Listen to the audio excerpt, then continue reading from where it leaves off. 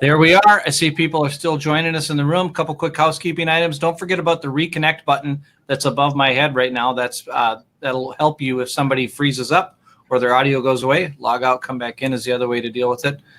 This is our group here for the second panel.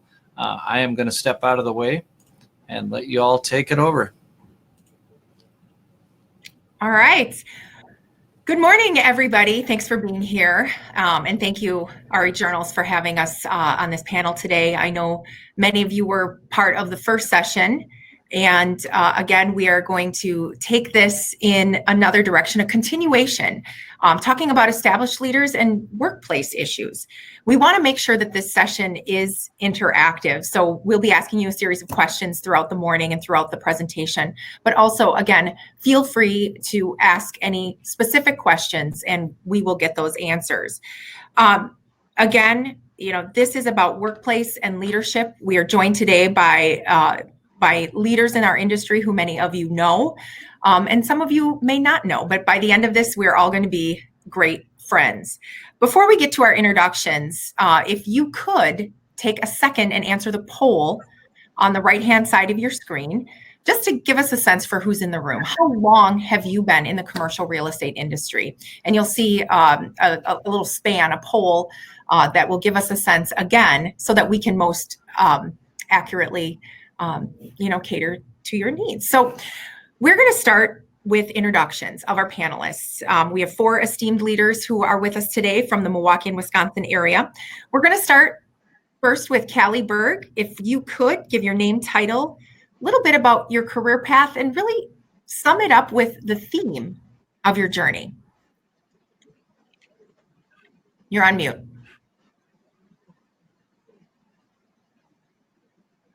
Your audio. Okay, let's try that again. Can you hear me now? Absolutely. Okay. So good morning, and Tracy, thank you for the question. It's really a great one. When I look back, and I'm going to start with the theme and work my way backwards. When I was in high school and I worked in a retail job and I was the best suit salesman in the district for learners, I didn't think I needed to go to college. I thought I was going to become a manager of learners and get out in the world and make my mark. And my mother asked me, "What are you good at?" And I said, "I'm a good writer." And so the theme for me, she convinced me to go to college. Thank you, Mom. And when I got out of college, it was right after the stock market crash of 1987, and there were really no job opportunities for marketing majors. So I went into technical writing, and from there I went into technical training, and from there I worked for a county and then moved into economic development when there were opportunities to work in economic development, and I've never looked back. So for me, the theme of my career has been communication. And I started with technical communication, and I still kind of am in technical communication as an economic developer. But I have found that my sweet spot has been in the public sector, and I've been doing that for about 22 years now. The last little over 2 years has been with the city of Franklin. Fabulous. Marilyn. Good morning. I'm Marilyn Herzberg. I'm the president of NAI Graywolf Partners. And I guess the theme of my journey has been the world keeps changing and I have to change with it. I started my career here in Milwaukee when I came out of college and had really no intention of being in real estate. And when I graduated, the market was terrible and I had to go where my experience was. And I had part-time jobs during college in real estate. And so just kind of fell into it. And I spent several years in the Twin Cities. And it used to be a joke when I was the president of one of the organizations in the Twin Cities that every time I got to the podium, my business card was a different company name on it. It was the time where there were lots of mergers and acquisitions happening all the time. And I just kind of had to keep rolling with all the changes. And I moved back to the Milwaukee market about 15 years ago. Another change, right? And I guess the world just keeps changing and we all just have to kind of deal with it. And our career changes and evolves around us. So that's my theme. Great. Nicole. My name is Nicole Allard. I'm Managing Director for SVN Hintz Commercial Real Estate in Milwaukee. And my theme has always been to be the best at what I do, learn, grow, do the job at hand, and do it as best as I possibly can. So I started, when I was in college, I was studying political science, international relations, and I wanted to be an ambassador to a foreign country. Well, that didn't happen. And then I almost joined the Air Force when I was 19. Wanted to see the world. I was very impatient back then. Well, that didn't happen. I chickened out. Somebody talked me out of it. Anyway, so then eventually I just started working in banking. I worked for a savings and loan in the 80s, and I was in the REO department, and got my broker's license in 1987. So I worked in banking for several years, got married, had my daughter, stayed at home with her until she was 4.5. And then I joined a commercial real estate firm, which was then MLG Mooney LaSage Group. So I maintained my broker's license during that time, and I found myself attracted to the world of brokerage and joined the group as an industrial broker. So I've done a lot of different things in my career, and every time I took a position, no matter what it was, I just wanted to excel and put my best efforts into it and do the best job I could possibly do. So that's kind of my theme, be the best you can be. Great. And Lisa, let's end with you. Oops. Okay, can you hear me? Wonderful. Okay, Lisa Wood. I am a shareholder and attorney with Davis & Kilfell. I have been an attorney for almost 22 years now. I started out, believe it or not, totally unsure of what I wanted to do. I had applied to graduate schools in social work and law school. Obviously, you know which one I chose. But I wanted to help people. And I think both social work and law were ways to help people just in different ways. My parents always told me I was good at arguing. I don't know if that's good or bad, but probably what led me to law school. As far as my path in the legal career, I started off at a small firm where I got to, I guess, get involved in lots of different areas of law. I appreciate that. I think it's made me a much better attorney. I was involved in litigation, guardianships, probates, real estate, corporate. It was everything. So I finally decided that real estate was my passion. So and part of that could have been I kind of started investing on my own in real estate and just realized that's what I was driven to. So real estate is where I have focused. I'm probably one of the few real estate attorneys that have had oral argument in the Court of Appeals, but it gave me the experience that I needed to, I think, do a good job in negotiating contracts, kind of in a well-rounded kind of way. As far as my theme, I guess I would say it's confidence, perseverance, and good customer service. I think that's a really important aspect of what I do. That's great. And just to recap here, and I think we're going to see these themes of our panelists kind of play out throughout the morning here: communication, flexibility, being the best that you can be, and confidence, perseverance, and then what was that last one, Lisa? So good customer service. Okay, customer service. All right.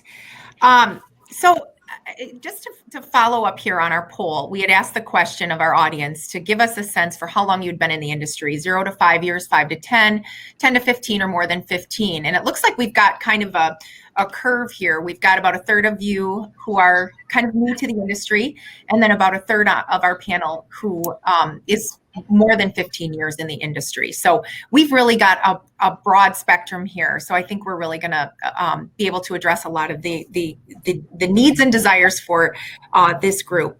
I have another audience question for you guys to consider as we ask our panelists the next question. And that is, what are the barriers or concerns that you have encountered in commercial real estate, in the workplace, in your career? If you could just give us a sense in the chat box to the right, and we'll address that in our next question. But let's go back to our panel and talk a little bit more about why commercial real estate. Why is this a good career for women? And we'll start with Nicole.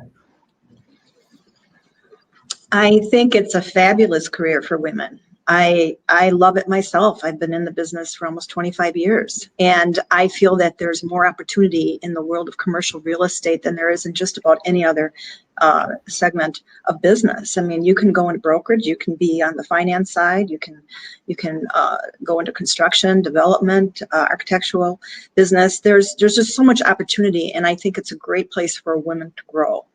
I myself love working with women. I've been involved in W. Crew for 16 years and always encourage women to get into the industry. I just don't see the barriers as prevalent as they used to be for women in the business. I feel that if you just find the right place for yourself, you will excel. And don't be afraid to use the resources that are available to you in terms of the organizations that are out there to help women. So I think it's a great career. Marilyn, why did you choose it? Why is it great for women to get into? And what would you tell women who aspire to be in the industry and to grow in the industry as you have? I would agree with some of the things that Nicole said. There's just so many choices in real estate. And, when I look at our organization, we have so many different personalities and skill sets that our employees have. We work really hard to try to put people in the places where they can really excel and utilize their greatest strengths. And I think in real estate, it's also a place where you can move around pretty easily. You may enter real estate in one segment of it and get in and realize, gosh, I thought I wanted to do property management, and really I love the transactions, so I'd rather move over to brokerage. And it's pretty easy to move around. There's a lot of full service real estate companies, and you can move within the organization, and really drive your career kind of where it takes you. So I just think there's just an abundance of opportunities, and men and women alike. We grow and evolve as we learn, and in our professions, we grow and change. And the real estate industry really is changing constantly, and allows you opportunities to change as you change. That's great. Do you have anything to add? I mean, you've had a less traditional career path, being on the legal side. Can you speak to that? And why is this a great career for women? I mean, it's a lot of work, but there seems to be a lot of benefits in terms of being able to visualize those opportunities and go after them. Okay, you cut out, I think. Were you talking to me? Yes. Okay. So for me, I think, the question you started to ask was, perceived barriers. And I think that when I first started, first let me say, I think there are a lot of opportunities, and that is what is great about commercial real estate in a lot of different areas. When I first started, it was, I would say, a more male-dominated area. I think that has definitely changed over time.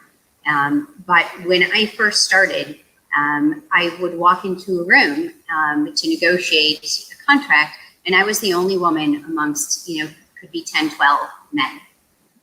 And so my theory, what I have always done is take control. Show that I am in control, I will not be intimidated, and really just exude confidence that I know what I'm doing, and it doesn't matter that I'm the only woman in the room. I'm going to take control, and I'm going to get the deal done. So I would say initially, I think it was a little intimidating, but I think you have to just take control. And I always say, speak first, then listen. Take the control, and then listen to the room. Do you think that that works for men and women the same?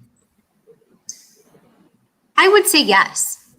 I just think that maybe the result is a little bit different when it's a female, and maybe the expectation is a little bit different. I don't know.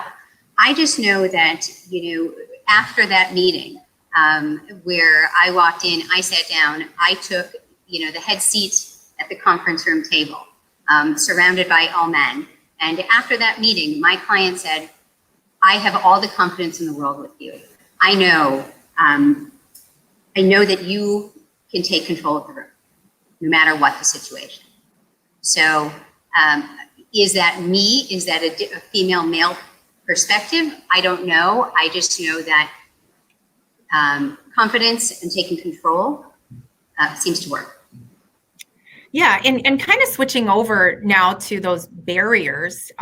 There's real barriers, and then there are perceived barriers, and then there are ways that we overcome them, would have overcome them in our 20s, and then there are ways that we overcome them now and what we've learned kind of along the way. So let's move on to those real and perceived barriers. And what do you see as those barriers right now in the workplace, in your career? And you can even touch on, and we'll get to this, I know it was an audience question about COVID and what the situation and circumstances have presented themselves now. But let's start with Callie.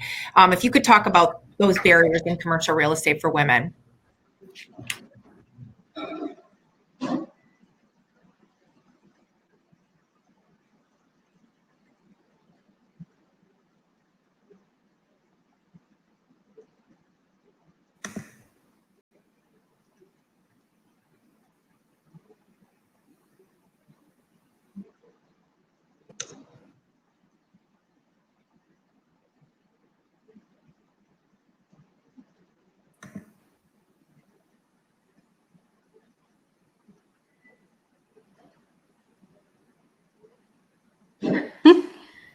You're on mute. You're on mute. Sorry, everybody. Starting over. Okay. I don't currently see barriers where I'm at and what I'm doing. But when I first entered economic development, my director was out on the golf course all the time. And I knew that the deals were happening there. The connections were happening there. The network was growing there. And so I identified the barrier. I took golf lessons. I joined a ladies league. And to this day, I still get out and I golf and I try to do a lot of networking that way. And so for me, when I identify a barrier, I just figure out how to make it go away or how to get around it. And once you do that, you don't even recognize that there's a barrier anymore. So for me, I have just gone forward and been tenacious and been focused on the goal that I was trying to achieve and ignored the barriers that I couldn't do anything about. And if you keep plugging away at what you're doing, eventually you gain credibility, you find your way around those barriers, and you just keep moving forward. And once you get past a barrier, you don't even recognize it anymore. It's just gone. So I just kind of tackle them as they come. And then when they're gone, I don't even think about them anymore. Over your career, have you become better at identifying what those barriers can be? And again, they can be as noticeable as I'm not getting invited to the golf course, or they can be nuanced in, less in your face. Can you talk about that a little bit if you've recognized that? I would say for me, in the last, 2.5 years since I've been back in the community, the barrier that I've seen is not already having that network. After 20 years of doing economic development in Southwest Michigan, I knew who all my subject matter experts were. I knew who to contact for whatever the question was that the customer or client was trying to resolve. And so for me, my barrier right now is the pandemic is not really allowing me to get out and to do the networking and to get to know my subject matter experts and to create those relationships. Getting around that barrier is trying to do more things like this and getting out on the golf course and reaching out to people and saying yes whenever possible. If someone reaches out to me and I don't see a reason why it makes sense to connect, I'll still say yes. And oftentimes you'll find that there was just some sweet spot that you would never have found, that you would never have known about if you hadn't just taken that risk and reached out and said yes. So for me, the way I'm getting around my barrier is to just say yes to as many things as I can. Great. And finding the opportunity in all of it. Nicole, let's move to you about those barriers. And I know you might have a story or two to share throughout your career. Well, I think back when I was with MLG, NAI MLG, and I expressed an interest in going into industrial brokerage. And I was being encouraged to do office brokerage, and I didn't want to do that. I wanted to do industrial. And so it wasn't a barrier so much, but it was sort of a the road's under construction, either, for local traffic or go the other way. And I decided to go right through. And as I started my business in industrial,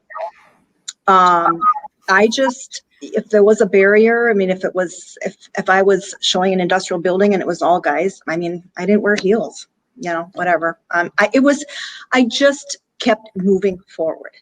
And my experience then was, as a woman, perhaps those around me expected me to flounder or fail, but I worked really hard. And if I didn't have an answer to a question when I was there with people, I would go back. I would say, let me get back to you. I'd go back to the office, figure it out, and I'd get back to them right away. And I was already, a mature woman. And so I just had already been in business. And so I just used those same skill set to get the job done. And I found it very challenging. So for me, a barrier, they come at every junction of your career. You just have to recognize it. Okay, it's there, big deal.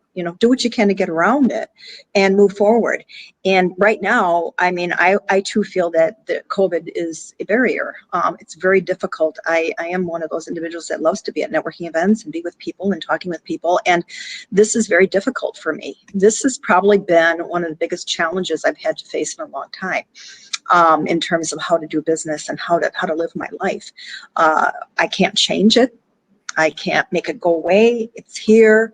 I just have to work with it and try to evolve beyond it. I think when you get to be a certain age and you're at a certain point in your career, you've got those benchmarks where you can look back at and say, okay, well, this is bad. So I've been through bad before. Got to keep moving forward. I feel that this economic downturn with regard to the ramifications of COVID is somewhat serious from a commercial real estate perspective, but there's always opportunity. When there's a downside, there's always an upside. There's always a silver lining. And so you just have to be more creative. You got to figure out where to get business, how to get it done, and move from that. This too shall pass, and it's life. But one thing is for sure, nothing ever stays the same. If there's one thing that you can bank on, is that there's going to be something that changes in your life, in the business, in the market, whatever it is. Things keep evolving and changing. Sometimes it's not what we like. I'm a mall rat. I love going to the mall. I hate the fact that malls are dying. I hate shopping online. This is who I am. But you know what? Oh, well. You got to adapt. So, you got to adapt. And so that's basically how I've dealt with those barriers. Is I recognize them for what they are. I don't dwell on them. And I try to, again, do the best that I can to keep moving. I got to keep moving like a shark in water. You got to keep moving.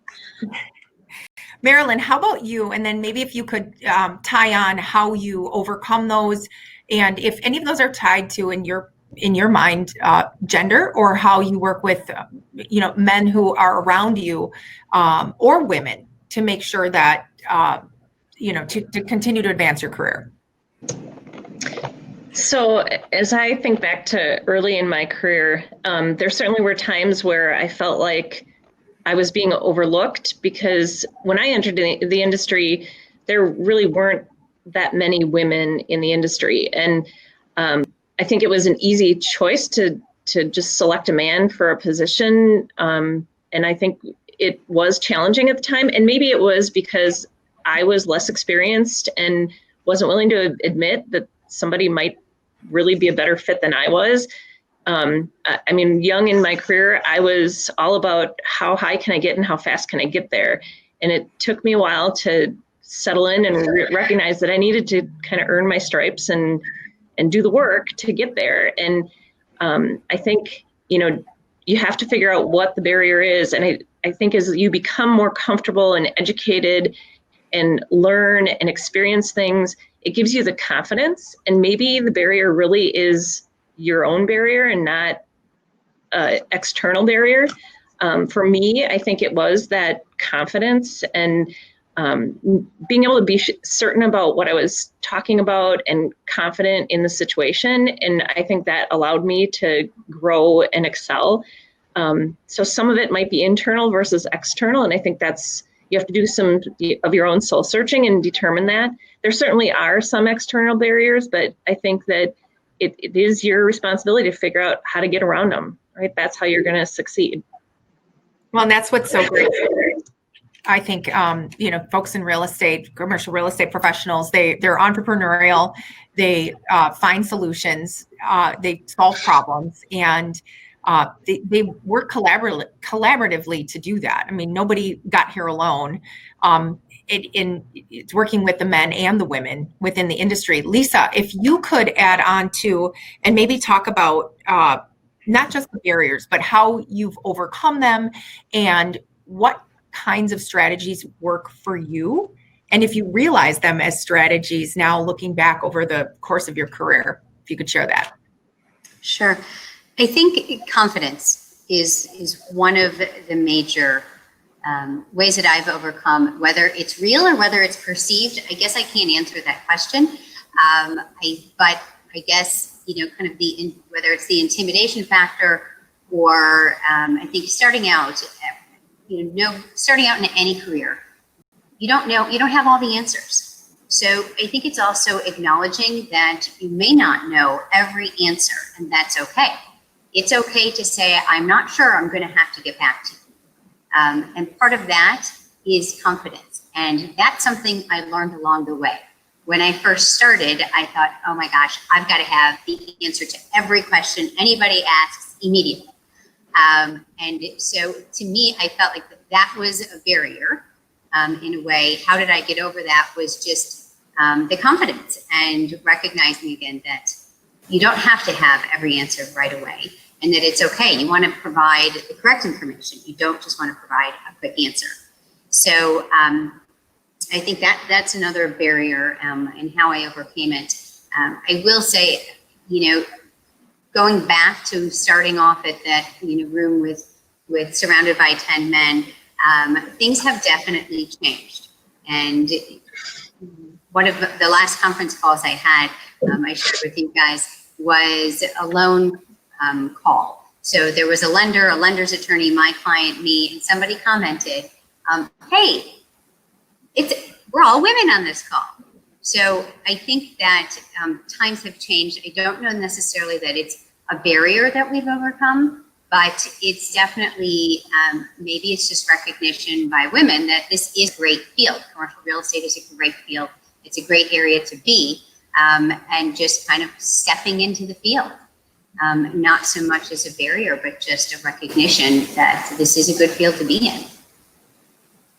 Well, and not just for those, I know our audience is those with under 5 years, and then we've got a lot with over 15. I mean, it sounds like all of you along the way have made those kind of pivots and changes based on what the interests were, what your situation with family would have been throughout the years. And I'm sure there will be many more changes to come. So I want to move on to the next question that has to do with flexibility. It was one of your themes earlier on, but it's also kind of the buzzword for 2020. And it's a word that we use to describe an ideal work environment, but also an ideal career, as was mentioned earlier. So how important do you think a flexible work environment is for women and men in the workplace? And do you think that it's created any different expectations for women or men or anyone in the workplace as a result of COVID-19, or if it was just something that was already kind of being talked about? So let's start with Lisa. Oh, I am on. Okay. I think that flexibility is important for everyone. I think it's important for women especially, whether it's the need to be flexible for your children, whether it's the need to be flexible to care for loved ones, for parents, whether it's illness, personal issues. I think that employers need to see that employees truly value flexibility in the workplace. And if you want to keep a good employee, then you have to give them some flexibility. What I think that COVID has done is to show that people can be productive working from home, even though this is forced, forced flexibility. I don't know if that's the word, but It's forced businesses to be more flexible with how the work gets done. I think it's still important that people are in face-to-face meetings, when we're able to. But I think it has shown that people can be productive working from home, and I think that the employees and have earned the right to maintain some sort of a flexible work schedule. And what I have seen is, especially among the younger generations, it's a demand. It's something that they require. They want it. So I think we have to kind of move with the times, and that the old must be in the office from 8 to 5. I just don't think really exists anymore. I want to take this now to Nicole. How in an environment in brokerage, which is already very flexible and entrepreneurial, how do you create that culture while also maintaining that flexibility? Because with flexibility, there are increased demands now, especially with COVID-19. If people have to teach their children or get them on Zoom calls or what have you, how are you managing that with your office? And what are the young people coming in saying? And then how are the experienced, established professionals reacting to that?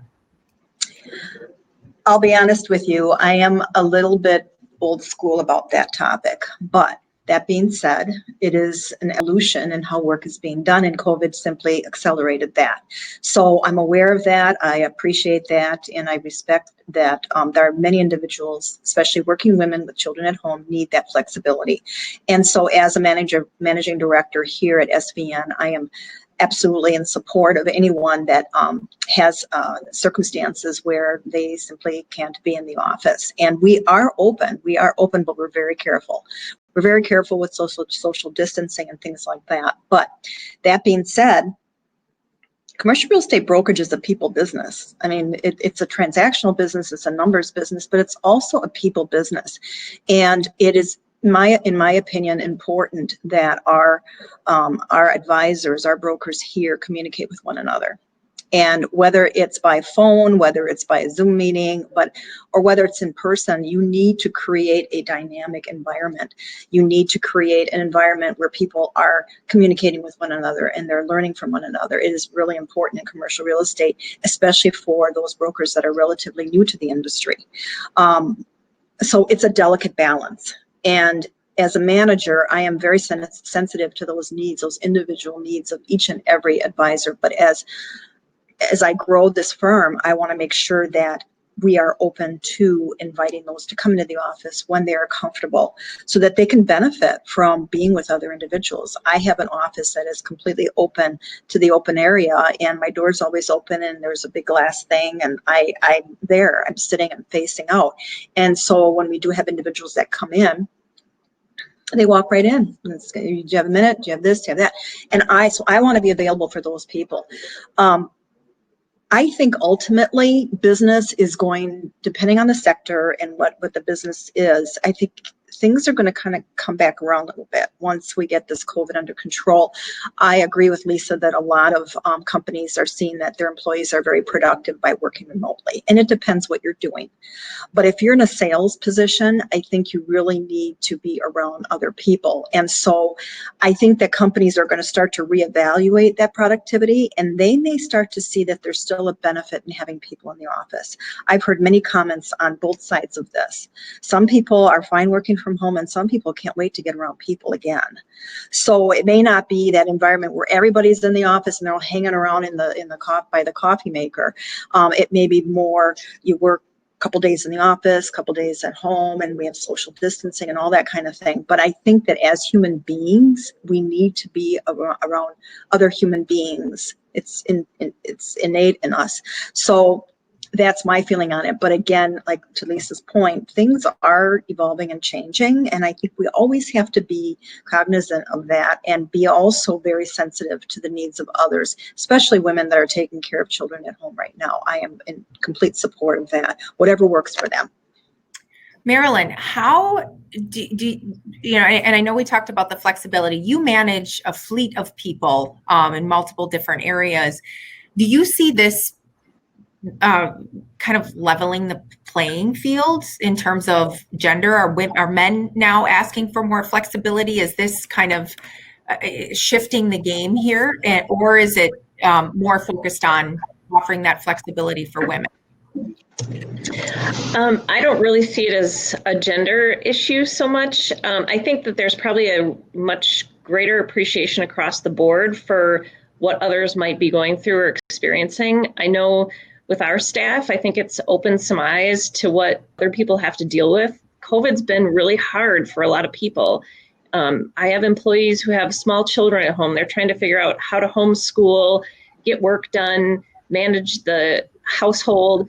It's a challenge. And I think perhaps people who don't understand that or didn't in the past now suddenly have had their eyes open to what others are going through. And maybe people are a little more sensitive to everybody else's situation, which I think would be good for everybody.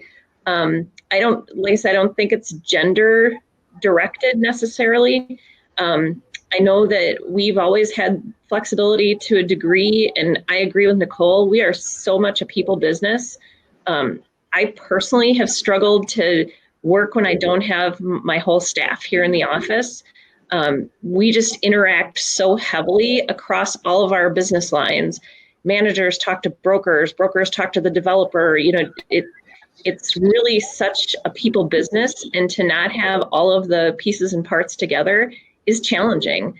And depending on the business, I think our industry is going to see changes with tenants and how people operate their businesses, and it'll change things for us. But I think I also agree with Nicole, it'll come back around. And I really believe that ultimately we can work at home, but I think most of us are more effective working with others. So, I think that's where we'll head eventually, back to kind of the way we were. Well, I sure hope you're right. We've been in the office, and interesting thinking about our industry, our commercial real estate industry as an essential business, at least here in Wisconsin. It really is. We support whether it's the retailers that need to provide the essential supplies, or the manufacturers that are critical links in the supply chain, or the healthcare facilities that need to remain operational, or even the multifamily apartment buildings that need to stay open for the tenants, things like that. So it has been a great opportunity for our industry to lead, and for everyone on this panel. And I know I've talked to you guys all throughout this pandemic, and you guys have been so busy trying to show others the way. Callie, I want to end that question and that line of questioning with you. If you think gender has any bearing on the interest in flexibility moving forward? Yeah, actually, I do. I have always been fascinated by the science of biology and the innate differences between men and women. And as it relates to flexibility, I think women have an advantage. So while real estate is very tangible, the profession is really about the people, right? And when you are in a flexible work arrangement, you're forced to be performance-based. You're no longer being judged on how much time you spend doing something. You're simply expected to have that final outcome. And I think that, the old joke about men only have one drawer open at a time, I think there's some validity to that. And I think women have a gift of being able to quickly shift back and forth between different ideas, concepts, projects, tasks. And I think that's a biological imperative. And men they open a drawer and they're in that drawer, and they're very thorough, and, that's their strength.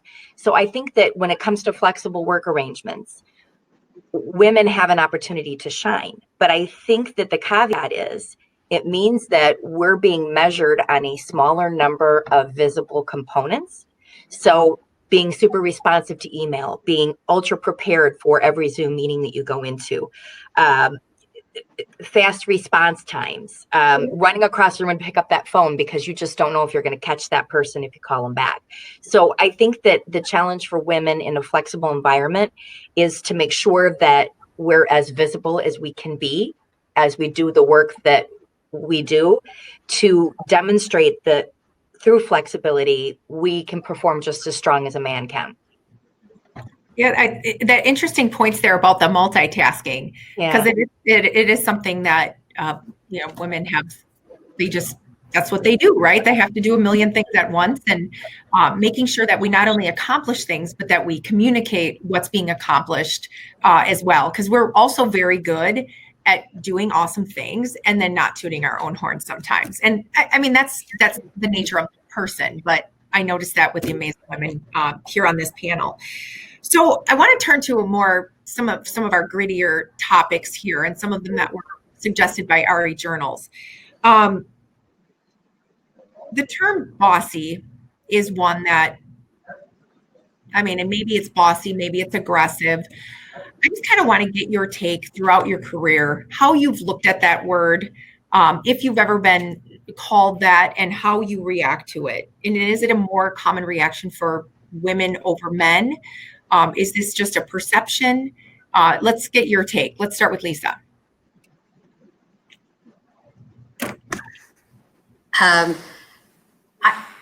Yes, I have been called things, whether that's bossy or others, but I was most recently called difficult.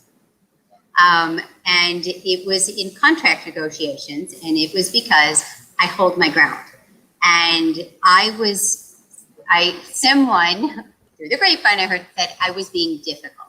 And I thought that was interesting, because I thought, no, I'm doing my job. My job is to zealously represent my client.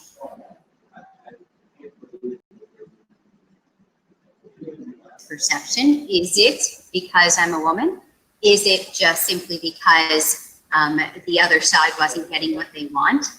I guess I can't answer that question. And I find myself, I wonder, I don't want to instantly jump to the assumption that it's because I'm a woman. I don't know. But I feel like a lot of times I'm the one who's called aggressive or difficult or bossy or maybe worse. But I feel like, I guess, I take that almost as a compliment. It kind of means it means I'm doing my job. I'm not being controlled by what anyone else says or does. So again, I don't know if it's perception, but it definitely has happened in my field. So do you do anything to, I don't want to say handle that, but when you learned that this was said about how this contract worked, how did you approach the situation the next time you saw that client?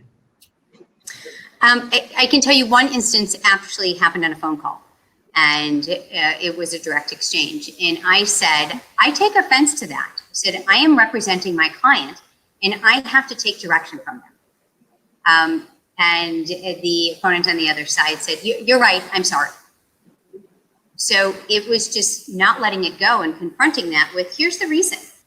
This is, I need to do my job, and or the explanation of, here's why I'm asking for what I'm asking. I have never said, are you asking me this because I'm a woman? I have never responded in that way. I respond to the question. I respond to, I've had, I'm getting really frustrated that you're not agreeing to this. And I said, well, the response is, well, I'm also very frustrated that you're not agreeing to what I'm asking for. So the response is I think the best way to handle it is a point-by-point response, not a response with, is it because of gender, but to defend my actions. Well, it also sounds like there's a little bit of consistency too. It's not a one-off kind of instance. Is you defend you defend your client at all times, and you do it in this way by being prepared, by having the information and communicating clearly. So I want to move over to Nicole, ask you about situations like that where you may have been maybe called difficult or bossy or aggressive, and maybe add on the question of, are these things said by people that you know or work with? Or does this happen more often when you're in maybe a first encounter with a client or a vendor? I don't recall ever being called bossy, or I mean, when I was an industrial broker, somebody called me a barracuda. So I don't know if that's a compliment or what that is, but somebody called me that. I think it was Mark Schnall. Anyway, I've always been, in my approach in dealing with others, I've always been very kind and considerate. That's what I try to be. When I find myself in a difficult situation, I try not to react and to be in the fight mode. And that's something that I think, depending on when that comes up, I mean, that's a challenge each and every time. In my experience in brokerage, I was representing one side or the other. So there were some times when I was on a phone call with an attorney, with a buyer and seller, whatever, and I was accused of just only being concerned about my commission. And I took offense at that. I remember that when that came up, and I said, well, no, I'm concerned about my client's interests. My responsibility, my fiduciary responsibility to my client is to sell the property under the terms that he is most comfortable with. And so it was things like that. And like to Lisa's point, if there was something that came up where I was being perceived a certain way, I would try to rationalize that behavior to that individual or whomever. As a woman in commercial real estate brokerage, I think you almost have to be really strong, and you almost have to be one step ahead. And if that is perceived as aggressive or something that's negative, I haven't seen it myself really that much. I just think, again, you have to take it case by case. And if there is that perception there, I think you have to understand perhaps why. And if it's just something that's, unreasonable, then you just move beyond it. I think as women, we have to understand what our strengths are, and we have to be also pulling deep inside our humanity and our empathy and our kindness, and incorporate that into our daily dealings. And I've known plenty of men, male brokers, that were downright rude. But I've known many others that were awesome people to work with. So everybody's different. I think it's a personality thing, to be quite honest. I don't think it's a gender thing. I think that as women, we just have to constantly be looking at what we're focused on accomplishing, how to do it the best way we can, and not to take offense at anything that's perceived or name calling. Mm-hmm. It's going to happen anyway. I just feel like it's from my personal experience. I don't think I ran into that a lot. Maybe I just didn't hear it and they were talking behind my back. I don't know, but barracuda was the only thing I remember somebody calling me, and I was like, really? Is that good or bad? Is that good or bad? Well, and the question that comes to mind is, should we have to rationalize this? And, but at the same time, in an environment where it is very transactional, you talked about having to defend, your client's interests, and, talking about commission, that's the business. I mean, that's the world that we live in. I want to move it to Marilyn now and bring up another word that one of our audience members brought up, and actually I love this. The word is emotional. Have you been called emotional? And is that a bad thing? Do we embrace that? Is that what makes us unique in being able to analyze a situation? How do you approach that?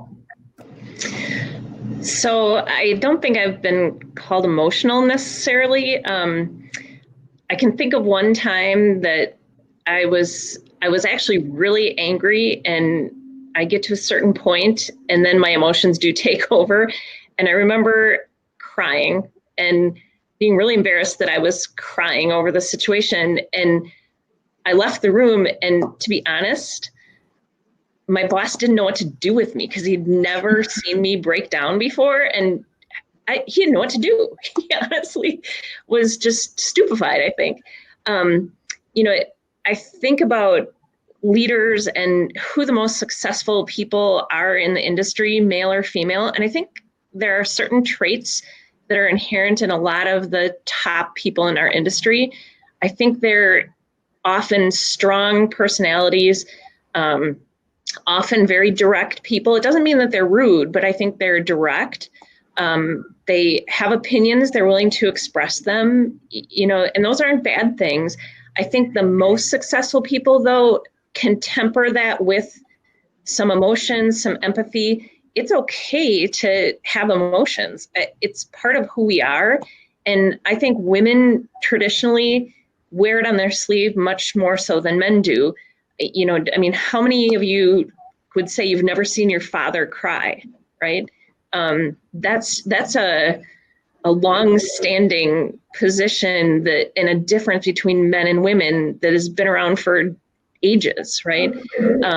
But I don't see it as a negative, and I don't think I work with people who see it as a negative. I'm sure there are people who would go, "Oh my God, she cried, you should fire her." But you know what? I'm still here. Well, I want to add on to that because, all of you have so much experience. Do you think that the way that women do business, and I don't want to suggest that it's different, but the way that we approach things in many ways is different. Do you think we're changing the industry? Looking back, are we changing the industry? Do we have that opportunity? Number one. And number two, or I should say number two, option two, are we conforming? And if you could just maybe dig around in there a little bit. Let's take that to Callie. That's a really good question. Probably a little bit of both. For me, I think the biggest difference as a professional female is that when I was young, I worried more about what other people thought. And I made a lot of assumptions about what I could observe, their behavior, based on assuming that it was about me. And as I've gotten older, I've come to realize that everyone else is conforming. Everyone else is trying to be buttoned up and convey this professional image, whether we're male or female. But I think as females progress and they gain more confidence, we tend to be more concerned about conforming for courtesy's sake, as opposed to being afraid to be ourselves, to be authentic, or as opposed to being afraid to be emotional in the workplace. I find that if I just always buy time, you can ramp up from 0 to 60 now, or you can wait till tomorrow to do it. So I see it more as buy yourself some time, say you're going to give it some thought, go home and cry, go home and do your emoting, and then come back the next day and hit whoever it is that you wanted to emote to with facts and information and stand your ground. And so I think that there is a place for both. And it's situational, but I do think as women advance professionally, and maybe that's just the wisdom of age, I don't know. But those things become less important the later you get in your professional career. Yeah, and all of you not only work within a larger organization, but you work across organizations, and you manage people. Does anyone have anything to add before we get to our last question about, are we changing real estate or are we conforming in terms of our roles as women? I could speak to that, I guess, if I may. I don't think we're conforming at all. I think we are changing real estate, but at the end of the day, it's about your ability to do the job. Jay Hintz, who's the owner of SVN, told me a while back, we've known each other for 3 years, and we finally came to an agreement with this position. And he said, I did not hire you because you're a woman. I hired you because you're the most qualified person that I know for the job. And I just feel that is where we're headed. I really think that as women, yes, there are challenges, there are barriers, we can learn from each other. It's very important. But I think as time goes on, it's going to be the person who's most qualified for the job. I'm hoping. I think that we must not conform. We must be agile, flexible, resilient. and positive and self-confident in any way that we can, and use the resources, like I said before, those that are available to us, our networks, the other women in the organization, and then also be a role model for the ones that are coming into the business, even the mid-career women. And I know plenty that are amazing women. They've got a tough job, they've got children at home, their husband's working, and I see, the dynamic just by being with them. I think we have to remember that they are also looking at us for guidance, and not just the very young. And so I think we just have to keep that in mind as we do our daily work. I mean, it's a changing time, but it has been for decades and decades, and we've come a long way. Things have changed over the years. I've seen so many different cycles economically, and the way things were done in business. And when I started when I worked in banking and a savings and loan, it was like Mad Men, for heaven's sake. They were drinking and smoking in their office. I mean, it's so different now, and it's going to continue to change and evolve as we go forward. Great. Well, I want to make sure that we hit our time mark. So I want to get 45 seconds from each of you. We always end on a high note. What are you most optimistic about for women in commercial real estate?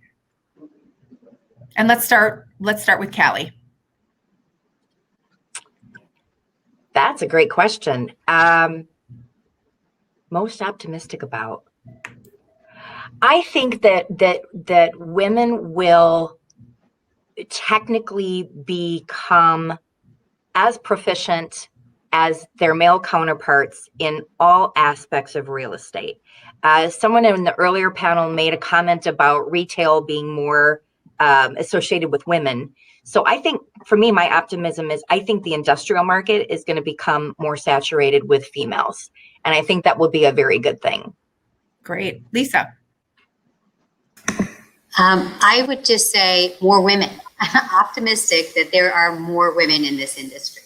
And as I said before, my call last week when someone said, wow, we're all women on this call. I enjoy it. I enjoy working with a team of women, and I'm optimistic at the trend that I'm seeing. Great. Nicole? I feel that it's going forward very well. I think that women have so many different opportunities in business today, and the field of commercial real estate, whatever segment you're in, whatever you're doing, is open to women. And I'm seeing more and more young women. We have 2 college interns from Marquette that are seniors that are working for us, and they are the sharpest, most dynamic, positive young women that I've ever known. They're excellent, super smart, and I keep telling them the world is your oyster, just go for it. Great. No, that's inspiring to hear that you have 2 young people with you and that you're working so closely with them. And let's end with Marilyn. What are you most optimistic about for women in commercial real estate? I just think there's a tremendous amount of opportunity, and there's so many smart, educated women out there. There's a much bigger support network than there ever was in trying to help women excel and grow their careers. I get tapped regularly to have lunch or have a conversation about their experiences or opportunities, and I love to do that. And I think a lot of us senior people in the real estate industry really look to try to help bring those behind us along. And so I just think there's an endless amount of opportunities. They just have to grab hold and take the ride. No, I think that's fantastic. I know when we were prepping for this call, one of the themes was really about how hard we all worked as individuals, but how much we acknowledged that this was not just because of what we did, but those around us. So I want to thank everyone for being on the panel, everyone who is participated in the chat, and everyone who came to the panel. I just want to circle back around and remind everyone of the themes that we heard from these successful commercial real estate women. Communication, flexibility, do the best that you can do and be the best that you can at whatever you do. And then confidence, perseverance, and customer service. all, I think, great way to capstone this program. So again, thank you all for being with us. I know that you guys are always going to make yourselves available for anyone who wants to talk to you, whether it's 5 years or 10 years or 15 years or 20 years in the industry. I'm honored to work with all of you. And thank you, RE Journals, for having us. Wonderful panel again. Great event. Thank you all. I hope we're doing it live next year. I can't wait to come out to Milwaukee and see you all. Thanks to our sponsors. Thanks to everybody online. Feel free to sign off whenever you feel like it. I'm going to keep this up for a minute, keep the sponsor screen up. This will be available on our YouTube channel, both panels. Within the next 24 hours, we'll have that up and y'all can rewatch it or send it around to your colleagues. Thank you. Thanks, everyone.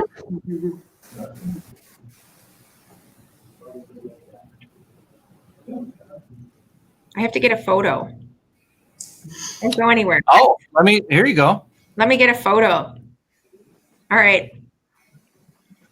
Oh, me taking a picture. I got a picture and I'll share it with you guys. All right.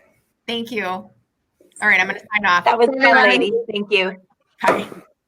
Bye. Bye.